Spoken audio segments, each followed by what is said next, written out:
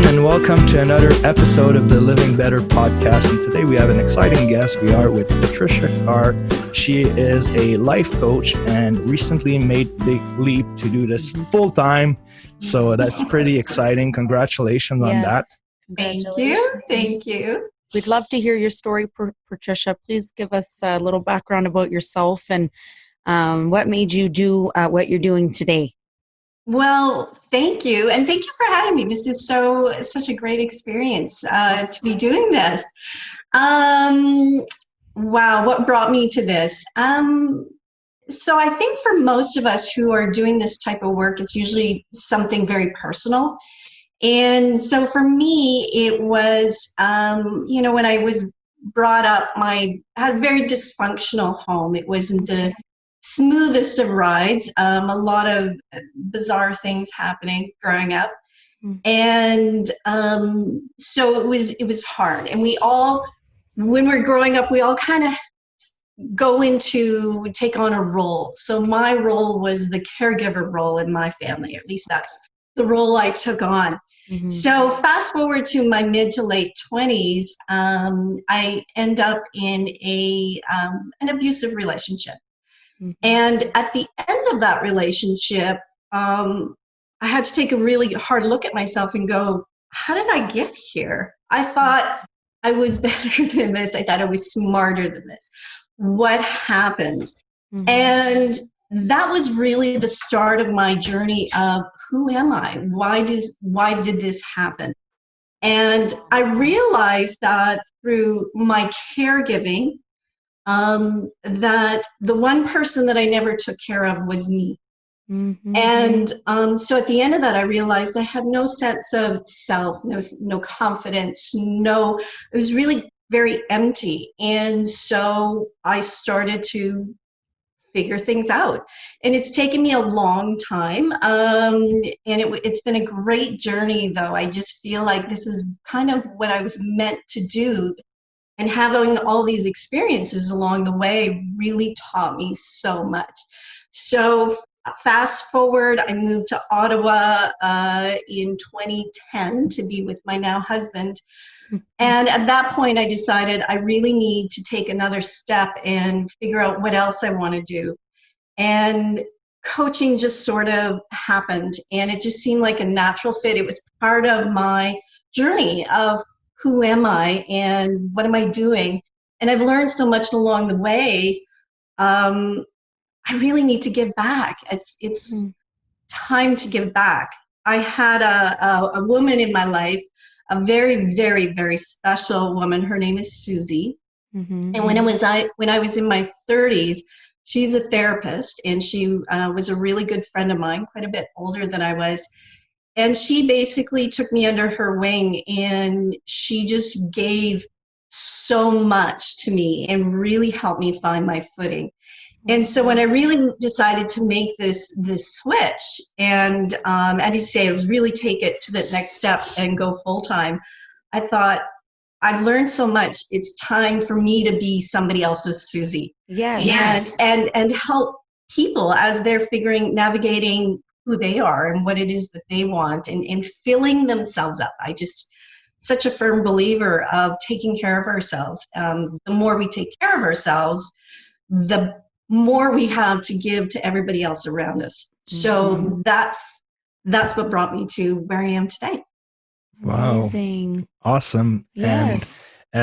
And that journey for you to become a life coach, you said you learned a lot. What are the specific things that maybe you've learned or you would like to share with our audience that made you overcome your past, your abusive relationship, and everything else that you might have been through?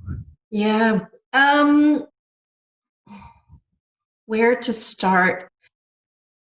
I think the biggest thing that I learned was how important it is to take care of ourselves. Yeah. And to really be kind to ourselves.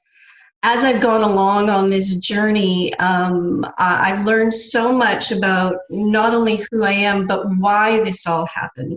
Mm-hmm. And that's really specific with the work that I'm doing today, is understanding that why. And, when I look back at my upbringing and what happened in my family and my parents, I really recognized that they did the best that they could with the tools they had available. And I think that is such an important piece that people need to understand. Agreed. And when you start to look at, why things happen the way they did, and I realized that it really wasn't me.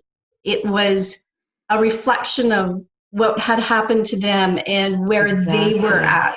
Mm-hmm. And so when you can make that connection, it was, okay, so I'm not a bad kid. I'm not a dumb kid. I am worthy, because it was never about me. No. But when you become an adult, you have to learn how to take responsibility for yourselves. Mm-hmm. So I'm also a firm believer that the minute I became an adult, I took all responsibility for all the things that I've done, including what happened in the abusive relationship.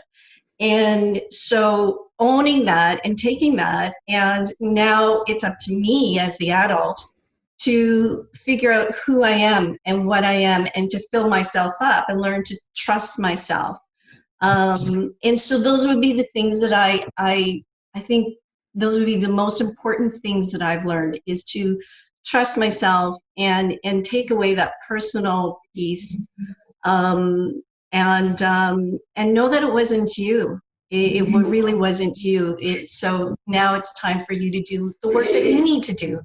Because the other thing is that the more you work on yourself, the more that's helping the next generation. That's more that's helping your children. Absolutely. And that is so important as well. Yeah. Do you see that pattern a lot with the work that you do now, that people just always tend to blame themselves, and maybe not having that awareness of, it wasn't you. It's maybe what your parents thought they were doing the best at that time with the tools they had, and it had everything to do with them, how they were brought up.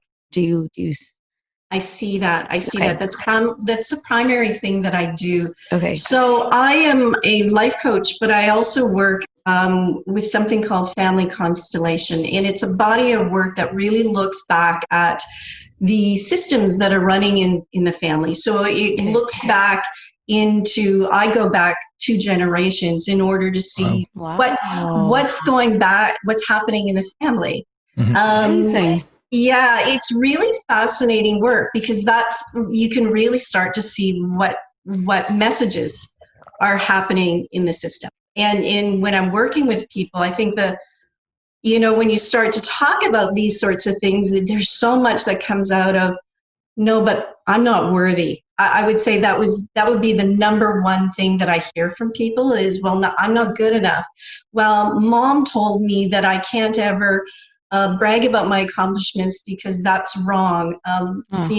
This happened and that happened, and I'm just not good enough. So I can't put myself out there. I can't do what needs to be done. And so doing the family constellation work and looking back at those beliefs that we were taught, right? Like, so we're taught all this stuff when we're young. Our parents, our schools, our religion, our culture, they teach us what we should be believing, our values. But that's not necessarily always the right thing for you. Agreed. So looking at that and taking, and saying, okay, well, this happened because, this happened to your mom, and this is the best way that she could deal with it. So there's a pattern in the family system, and so we can distance ourselves from it and perhaps change the perspective, and then find some peace. And so it's like, yes, you are worthy. It was never about you. It didn't come. It's not as a result of what it is that you said. So yes. So would you say that a lot of people that you coach, a lot of the reasons that they're either stuck or they have a hard time overcoming certain issues would be their limiting beliefs or the box that they were molded and shaped into that comes from childhood? 100%. Yeah, absolutely. I don't think most of us understand what those childhood beliefs, how powerful they are and how they're running under the surface. And when you really when you really start to talk to people and really kind of get under, well, why didn't you do that? Or where is that coming from? Yeah. It really is those underlying beliefs, those limiting beliefs about I'm not good enough. That would be the number one thing that I see. People are going to judge me. What are people going to think? And these are all these underlying beliefs that are stopping us and hurting us, and we don't realize it. Okay. Yeah. And for the people that are listening, not everybody knows what a life coach is versus maybe a psychologist, a therapist, and all those services that are available. So could you expand a bit on what is a life coach for you and what do you offer or help people with? So the difference between a life coach and a psychologist and a therapist is we don't have the credentials behind us. So they're those types of credentials. So we are more present day solution focused. That we definitely certified, and we have our own body of work, but we don't have that deepness that a counselor or therapist or psychiatrist or somebody would have. So a life coach is someone who is more, we're here to really try and get you from point A to point B, versus looking really, really, really deeply into figuring out, some really core issues that are happening to people on an extremely deep level. So I do go backwards. But the point is always to get you moving forward fairly quickly and just helping you to not only deal with what's going on, but then let's put a game plan in place. Let's figure out how can I now move you on to the next step, and really being that source of support to let's understand what's happening, let's heal that. And then let's have ongoing support and tools to now how are you going to move to the next step? And, is it time management? Is it just, sometimes it's just practical tools. It's learning how to deal with boundaries. A lot of people don't understand boundaries. Yeah. So boundaries about keeping people, keeping your space. It's not about, keeping people away from you. It's taking care of your own personal space and what's right for you. Mm-hmm. So those things are very important. So those are the types of things that I do to help people is understand what is that, where is that stuck point coming from? Where is that limiting belief coming from? Let's heal that. Let's understand that. Let's heal that. And then let's give you the tools that you need to take that next step forward and that support to move forward in whatever way that looks like. Okay. And in that sense, do you have a story you could tell us, maybe a success story of a way that you dealt with an issue, whatever issue it is, or you can just tell us from your experience? So let's say somebody that came to you and, I don't know, was stuck because whatever. Yeah. I'm just thinking of one. Okay, so I had a single mom with 3 kids come to me, and she was just overwhelmed. She had a great job with the government. She was completely overwhelmed. She felt constantly like a failure. And just couldn't seem to get it together. There was a lot of shame attached to the fact that she was divorced. There was a lot of shame attached to that her children had, there was more than one father in the picture for her children. And there was a really big struggle with her mother, feeling that she was always such a disappointment to her mom. And so she just couldn't seem to get up and get going. So those were kind of the presenting facts. Mm-hmm. One of the things that was really happening is that the mom was somebody who was always on top of things, very organized. Every time the mom came to the house, the mom was cleaning, which reinforced to her that it was that she was such a failure because she couldn't even keep her house clean. And so the work that we did is to really look back to see what had happened in the system.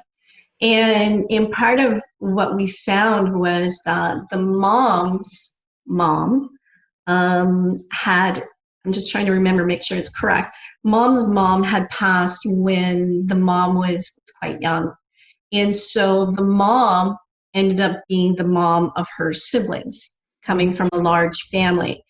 And so part of her way, the mom had to give up a fair amount in order to become the mom of her family, her siblings.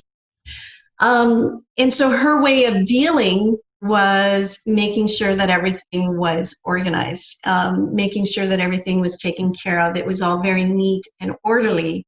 She wasn't very emotional, and that was her way of coping. So when we started to look back at the system, we were able to change the perspective of the client by looking and going, okay, no, mom's not coming over and helping you to clean because she thinks you're a loser. Mm-hmm. She's coming here to help you, to show you her love, because this is the way she shows her love. Yeah. And so just to be able to let that in and let her know that, so mom wasn't very warm and gentle, but that it had nothing to do with her, and there was lots of love there, and to let that love in the way that the mom was able to show it. Mm-hmm. Now, the flip side to that is that, and I see this a lot, it's, well, my parents did the best they could. And absolutely, they did the best they could. They did the best they could with the tools they had available to you. However, that does not negate the fact of what it is that you need growing up.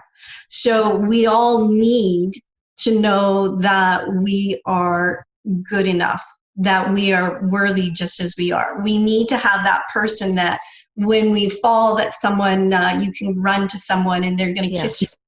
Yeah, you're okay. Yep. You're going to be okay. It's okay if you cry right now, because I know that hurts.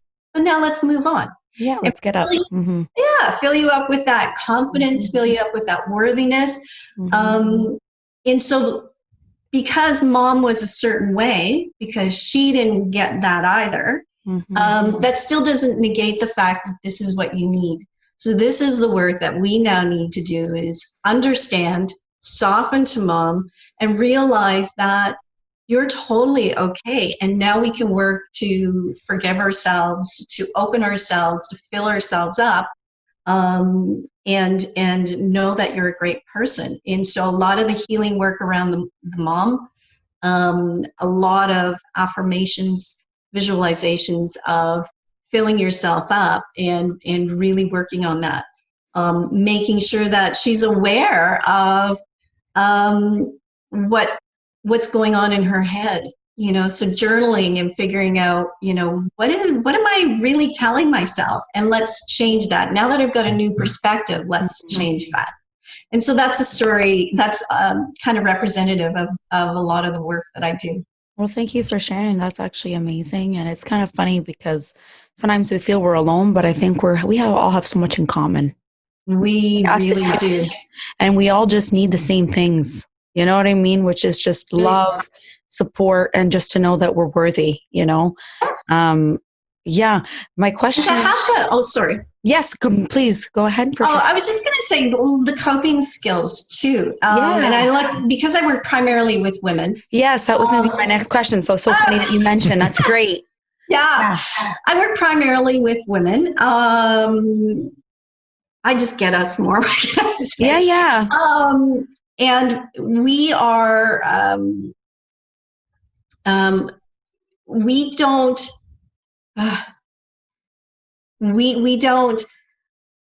fill ourselves up as much. We are not as resilient as we should be. Mm-hmm. And so we are so hard on ourselves, and there's a point of perfection. And so learning how to cope and put ourselves out there is so important, because the more we put ourselves out there and risk that fear of failure, the more resilient we become. Yeah, and it's really interesting is that the more vulnerable that we learn to be, the tougher, more resilient we are. But that's a really hard thing, because we, particularly women, are so afraid to have failure in our lives. No, I absolutely agree. So basically with the line of work that you do you meet with, I guess, these women once a week? And I really like that you mentioned journaling. I think journaling is really great tool to really let everything out, everything that you have inside. So that's definitely a big recommendation. I assume that you probably get like the women to do daily or something like that, and then you go over it. I don't go over it, but I do recommend it a lot. Because it's their personal stuff. And there needs to be a safe space there. Yeah. But I will ask them about it, and we'll say, what patterns are you noticing? When is this happening?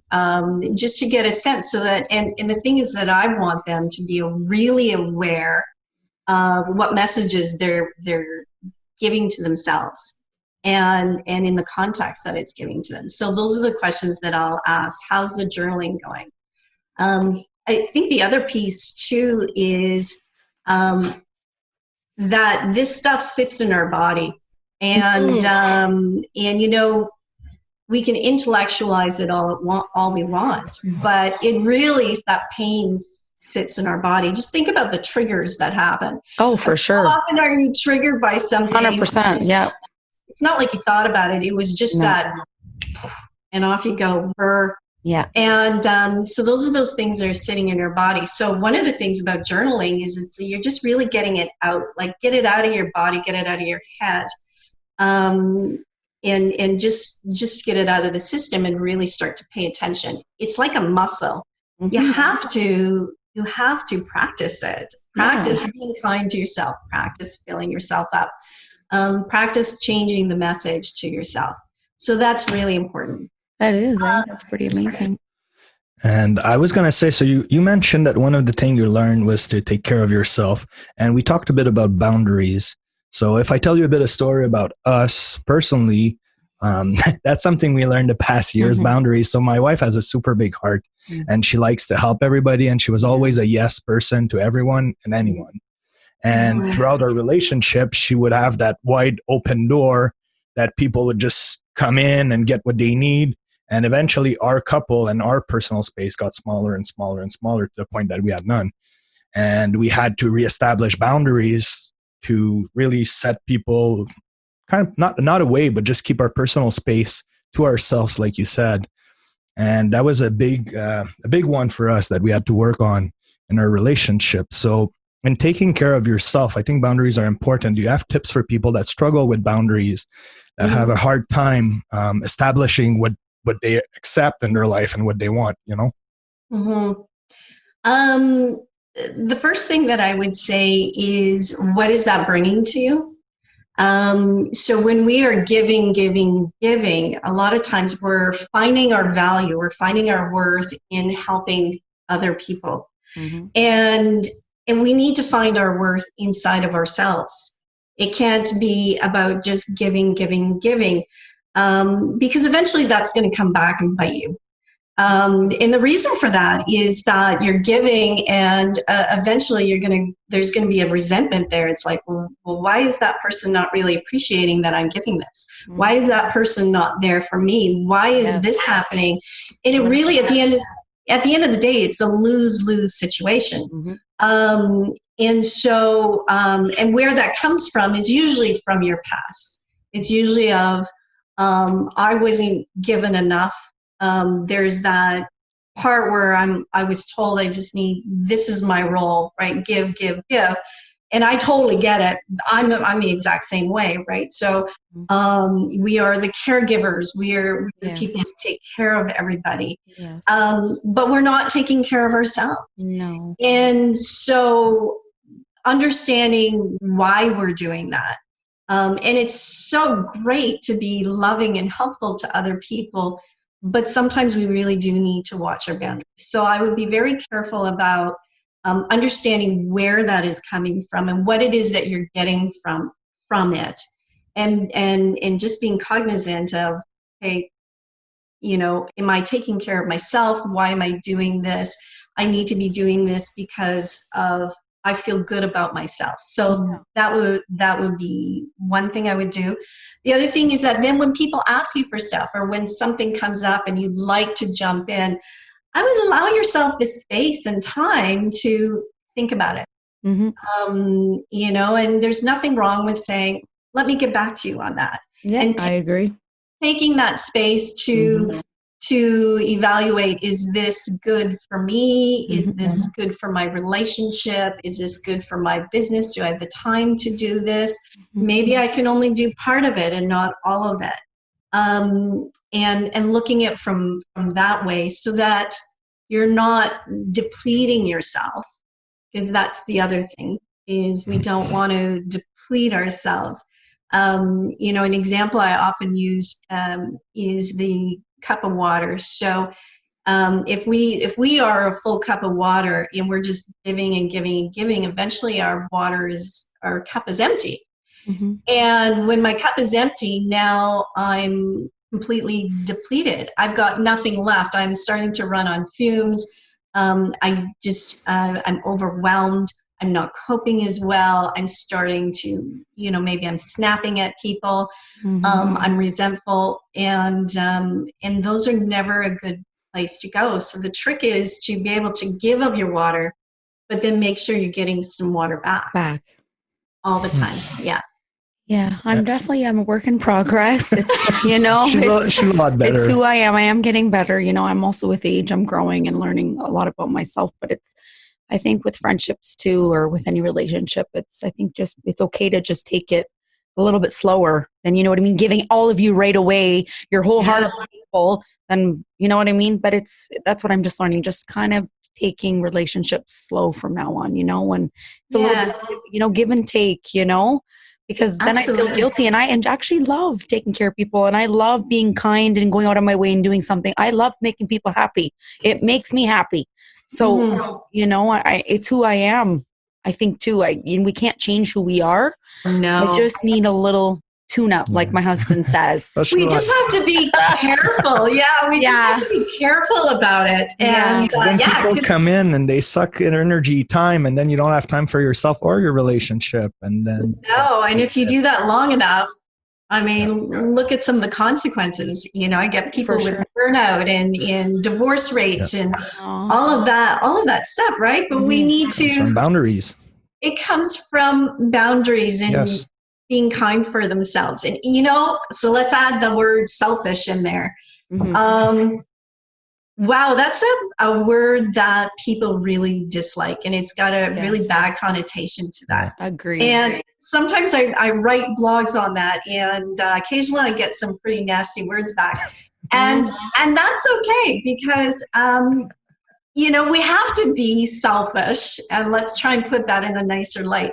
So what is being selfish? Being selfish is taking care of ourselves. And if we're running on empty, well, what good are we to anybody else? Like, seriously. And so we have to take that time to be okay and look after ourselves, which also then brings us to allowing other people to come in and help you. Allowing our spouses to come in and do the dishes. And I hear this, do the dishes, and maybe they don't do it the right way that you do it.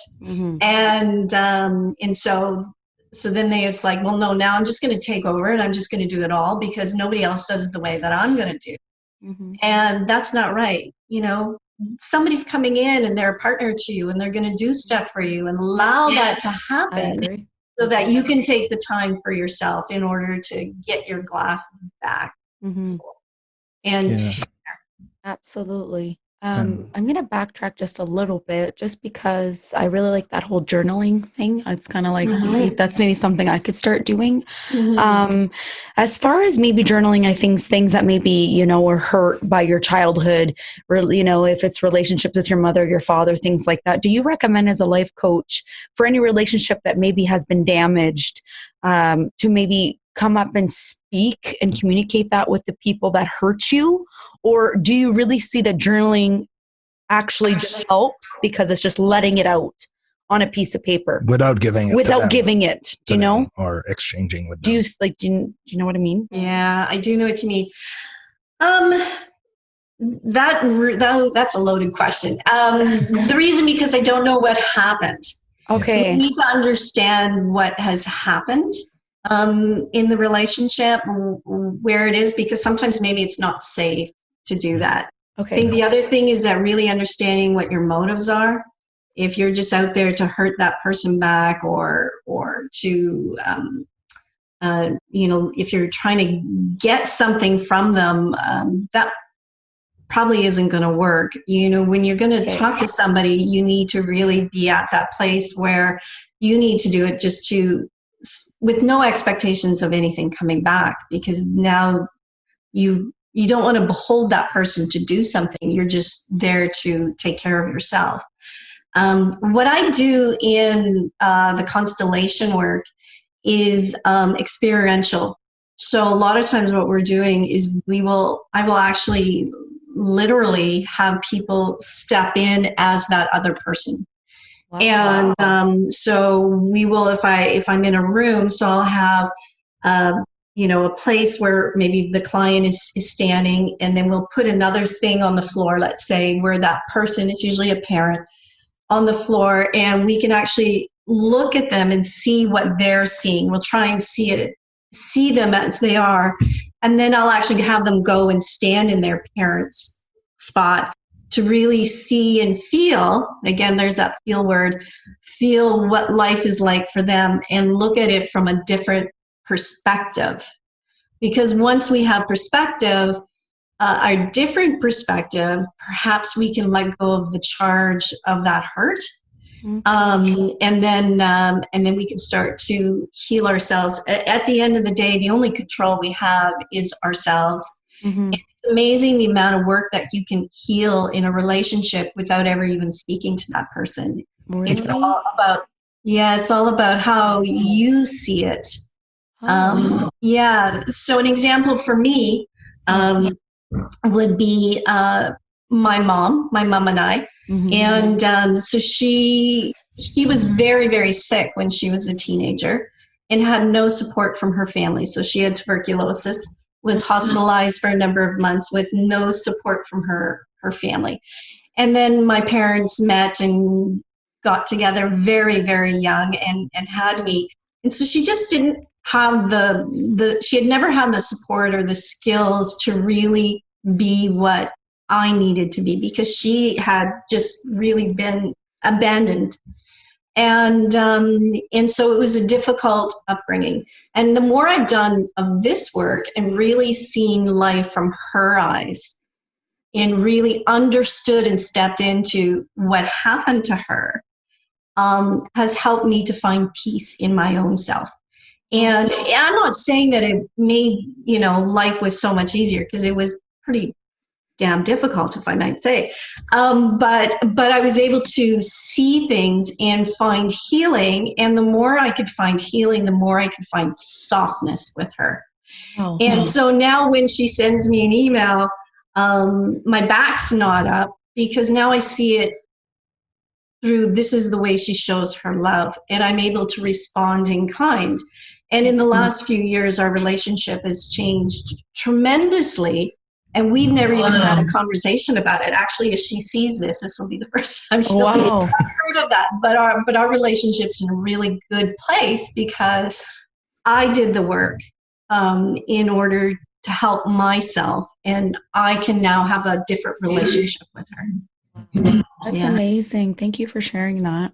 And I think that's what's wonderful about life coaching. It's really teaching the people to change their mindset, their ideas, their belief system, their perception. Mm-hmm. And by doing that, you change the whole outcome of what they're living. And sometimes you just open their eyes that they're not really stuck. They were stuck in their head, not in real life, Yeah. So in that sense, maybe you have a few tips for people to cultivate a strong mindset on a day-to-day basis. Is there anything like a special routine you do yourself? Are you meditating maybe perhaps? Or I think journaling, what you said, is great. That's a great tool. I think that's great. Journaling is a really great tool. Yeah. Meditating is also a really great tool, and I meditate a lot. Okay, Nice. I was going to ask you, do you meditate if you didn't mind us sharing? No, I meditate a lot. Okay. There really is a mind-body connection, right? Okay. And our bodies, they're still holding on to those hurts and that anger. So when you come to what's great about meditating is that you're not just feeding the brain, but because you're still, because you're quiet, because you're really getting into your body, you're able to heal from both sides. You're healing not only the mind, but you're healing the body.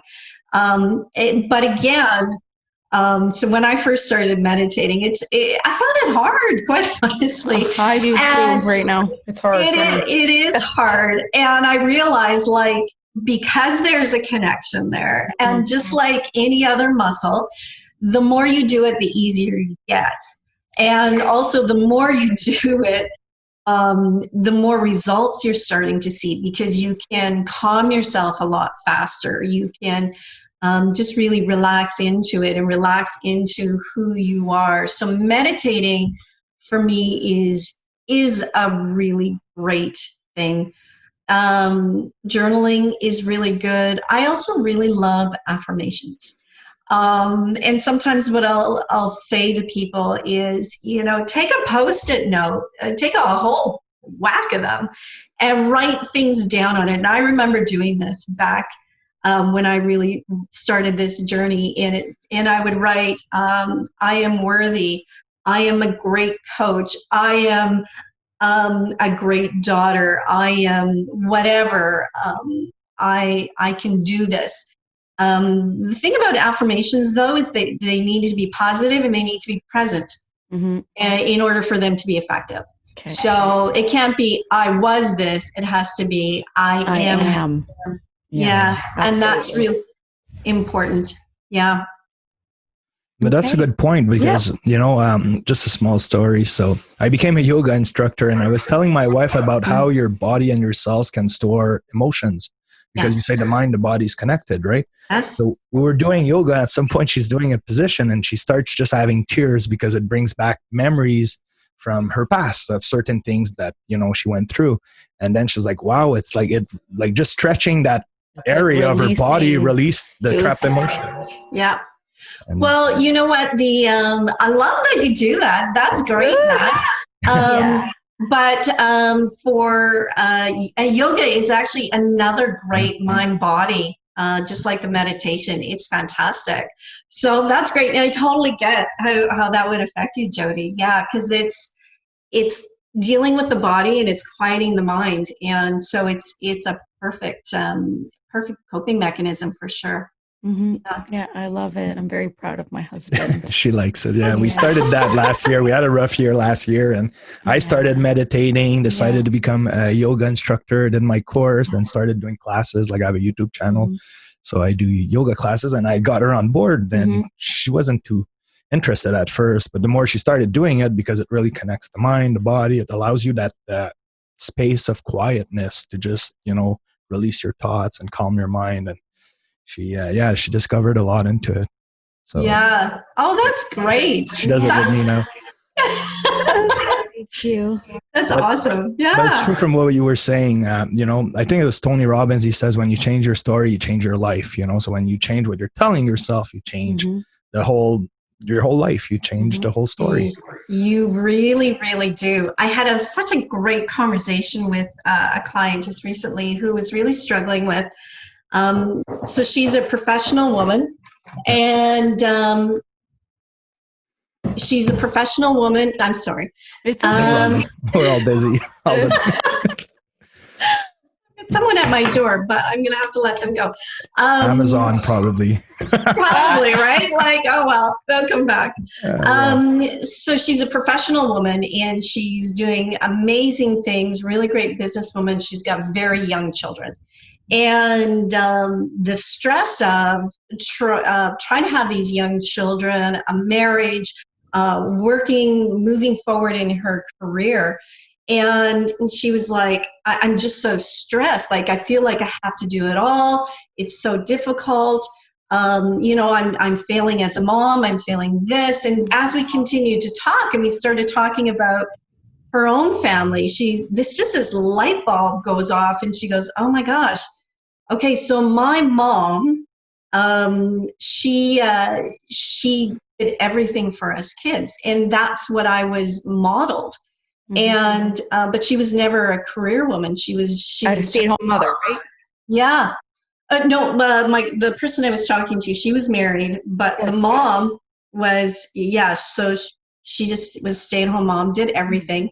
And, she was feeling so torn because her idea, this vision of, to be a great mom, I need to do everything for my kids. But that's not practical when I'm trying to be a career woman. And a lot of women are facing that. Of course. That guilt of, that stress of, oh my gosh, I'm not good enough. Look at what my kids are, I'm not. But this is the new reality. Exactly. And you are, if you're present with your kids, when you're with your kids, you're doing a great job. And it's okay to be both. Today we can be both, but it's just the modeling of what we know. It's very true. Yeah, absolutely. In that sense, what would you say you've learned to balance your life between professional, personal, and all of that? Do you have any tricks or tips for that, for people to really balance their life? Maybe they're too much, with the kids, or they're too focused on their career, or they're not spending enough time in their relationship. How do you balance it all in 2020 where life is so hectic? And that's really just a question from your point of view. You don't need to have a perfect answer. Really, what you think, in your own opinion, is a great way to try to balance life in 2020? Well, I guess it really comes like, is there such thing as balance in life? And I don't know that there always is, quite honestly. Yeah. And I think you need to figure out, what does life look like for you, not what it looks like for anybody else. And a lot of us get hung up on, social media is just so hard. It's like, I hear that so often, and it's upsetting. So what is the most important thing to you, and work to get what's important to you, and don't worry about anybody else. I think that's the most important part, is to figure out what fills you up and what's your all. I think the other thing to know is that we can't always have it at the right time. There are stages, right? Like when the kids are little, we have to do, and they're helpless, so we have to pay more attention. So maybe I have to wait another year before I go after that next level of my career. Doesn't mean it can't happen. True. All I'm saying is that not everything has to happen right now. Yeah. And in this world of immediacy, that's pretty hard. Oh, yeah. Yes. But just understanding that we can have it all, just maybe not today. At this moment. Exactly. Absolutely. Exactly. Yeah, good. That's really good advice. That's a good point, because people nowadays are not patient. Yeah. You were saying you have trouble for that too. But you were saying you have a hard time meditating. It's because you're actually taking that moment to be in your own head, and we're always go. So when we stop, we're like, wow, this is hard. I've never learned to stop and relax. I'm always on the lookout for the next thing. What do I got to do next? Or and the other thing, which is so fascinating, is I've had a number of people who don't ever want to stop and be quiet because they don't know how to be with their own thoughts. Very true. Yeah. But how do you figure out who you are and what you want if you're not listening to yourself? Yeah. And the only way to do that is to, be quiet, or maybe go be out in nature, or try different things and just allow yourself to be. But for many people, that's don't stop, don't be quiet, because I don't really want to know what's in my head. Yeah. But it's when they do that they actually discover themselves more. Yeah, and they do. Do you remember the first time you worked alone? You came back home and you were devastated because she was in her own thoughts and by herself for like 12 hours. And now I like it. Now she learned to appreciate it. That's great. That's great. Yeah. Well, I think the most important relationship is the one that we have with ourselves. And the more we understand ourselves and learn how to cope and learn what lights us up and what fills us up, the more we have with everybody else around us and everything else that we do. So taking that time to create a relationship with yourself is, I personally believe, the most important thing you can ever do. Absolutely. Yeah. 100%.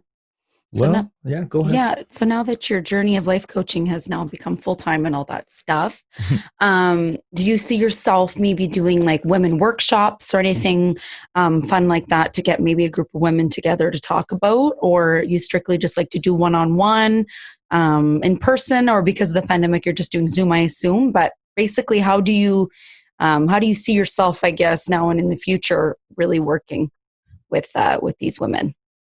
That is a really great question, Jodi. And so right now I am one-on-one, and I've been giving it some thought. I don't quite know where to go yet. I do know that groups will be in my future. I just don't know what they're going to look like yet. I do know I really like working with professional women. I like working with all women. Don't get me wrong. But some of the things that really fascinate me are women tend to micromanage, learning how to be comfortable in leadership skills. We tend to over-prepare, and this is from a work point of view. And it all reflects back down to what we have been talking about. But when I'm looking forward and I'm thinking, well, what kind of groups could I do? What kind of value could I be? That is probably going to be the area that I'll go into is support from that point of view. And I'm sure because that, I believe, will also trickle down into our personal. It's all comes from the same place of not trusting ourselves, not feeling supported. I hear that a lot. I don't feel supported.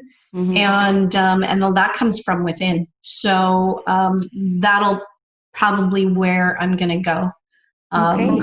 Yeah. Awesome. Well, being a life coach, I'm sure you've read a lot of books. Is there a few books that were really life-changing for you in terms of self-improvement, self-development? Is there any book you would recommend people to read? You know what? I just finished The Confidence Code by Katie Kay and Claire Shipman. And that is a fascinating book, and it really talks about confidence in women specifically. Why are women just tend to not be as confident as men, and where that comes from? And there's lots to do about that, to learn about that. Where we're coming from, how we've been brought up. But there's also an epigenetic factor towards that. And understanding that. The great thing, though, is that we can learn how to change that. And, the more we, like we mentioned earlier, the more vulnerable we are, the more we're able to put ourselves out there, we become more confident. But action is required in order to build that confidence. Absolutely. So I loved that book. And then, of course, Brené Brown, Daring Greatly. I'm in the middle of reading that book, and that's my first Brené Brown. I also saw her being interviewed, and a few times, she's pretty spectacular. She's got so much insight into women and what makes us function. And so those are a couple of really amazing books that I would highly recommend. Okay, great. Amazing. Thank you. Yes. For people that want to reach out to you, you have your website, patricialifecoach.com. So they can go on there and learn a bit more about what you do and whatever you have on there. You're mainly focused on women. So if you want to just let us know who you think would be a good fit for you, for your practice, so that people know to reach out to you. So I work with women who are finding that they're stuck, that they're just really kind of bogged down. They can't move forward. They've lost themselves. My job is to help you find yourselves, to reconnect yourself back to yourself, and to create a relationship with yourself. And so that's absolutely what I love is creating a relationship with yourself. So, but it shows itself in women who are overwhelmed. They're often exhausted. They've lost direction. They might be at a crossroads. And they're just finding that they just can't seem to get going. They've kind of lost control of where they're going, and they just don't know how to get going again. So those are the type of people that I love to work with. Okay. All right. So for our audience listening right now, if you need help and you feel like you need a little push, Patricia Carr is the one to reach out to. Can be your Susie. And yeah, she can be. That was so cute that you said that in the beginning. I loved it. You know what? Susie was just such an amazing person in my life. And we all need a Susie, as somebody to be in your corner and build you up and let you know that you're not crazy. Because there were times where I was like, oh my God. And she's like, no, this is normal. You're okay. Like, just go for it. Yeah. And so absolutely. I'm here to be somebody's Susie. Yes, you are. And that's amazing. Exactly. Thank you so much for sharing your journey with us and chatting with us today. And yes, it was amazing. The amazing Thanks, work. This is you're pretty a spectacular woman yourself, Patricia. Oh, well, thank you so much. I just appreciate that you guys are doing this. This is so amazing what you're doing, and putting that word out there and helping so many people by showing them the resources and services that are available. So that is amazing, the type of work that you're doing. So thank you guys so much for having me. It's been a lot of fun. Thank you. So people, PatriciaLifeCoach.com, check it out. Reach out to her if you need anything. Thank you. Bye.